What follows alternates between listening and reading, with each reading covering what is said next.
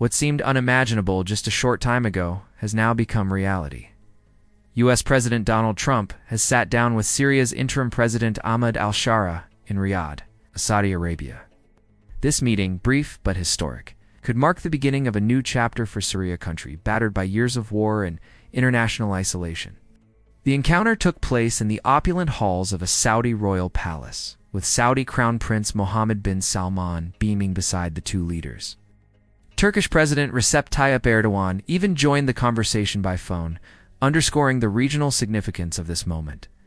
For many, the sight of Trump and Sharaa together was nothing short of astonishing. Trump, never one to shy away from bold moves, announced that his administration is now considering restoring diplomatic ties with Syria.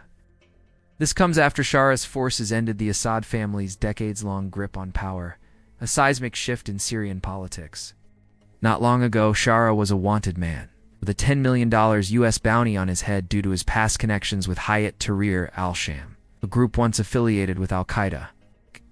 Since breaking ties with extremist groups in 2016, Sharaa has tried to reinvent himself, donning Western suits and promising to lead all Syrians, not just a select few.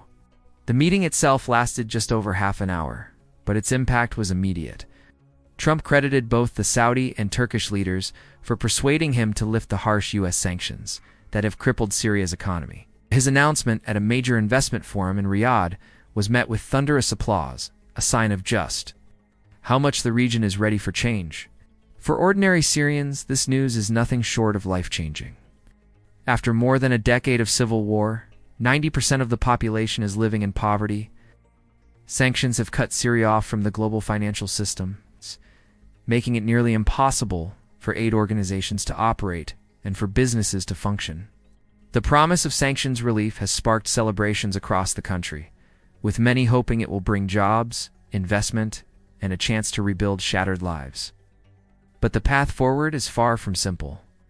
Experts warn that while some restrictions can be lifted quickly, dismantling the complex web of sanctions will require sustained effort and political will from Washington. Dina Esfandari of Bloomberg Economics points out that presidential waivers can only go so far. True normalization will take time and commitment. There's also a political price tag attached. Trump has made it clear that Syria's re-entry into the international community hinges on joining the Abraham Accords, the U.S.-led initiative to normalize relations between Israel and several Arab states. Sharaa has signaled a willingness to consider this. But Israel remains deeply skeptical, especially given Sharaa's past and the presence of foreign fighters in Syria. Israeli Prime Minister Benjamin Netanyahu reportedly urged Trump not to ease sanctions, citing security concerns. The stakes are high. For millions of Syrians, the lifting of sanctions could mean the difference between despair and hope. It could encourage refugees to return, help the government pay salaries, and begin the long process of reconstruction. But for the international community, the challenge will be ensuring that these changes lead to lasting peace and stability, not just a fleeting moment of optimism. So, what do you think? Is this the breakthrough Syria needs, or are there too many risks involved? Share your thoughts below and join the conversation. Your perspective matters. As the world watches, one thing is clear. This meeting in Riyadh could be the first step toward a new future for Syria. But the journey is just beginning, and the outcome is far from certain. Stay with us for the latest updates on this developing story. And if you want to keep up with the headlines that matter, don't forget to subscribe and share this report. Your voice can help shape the future. Let's make it heard.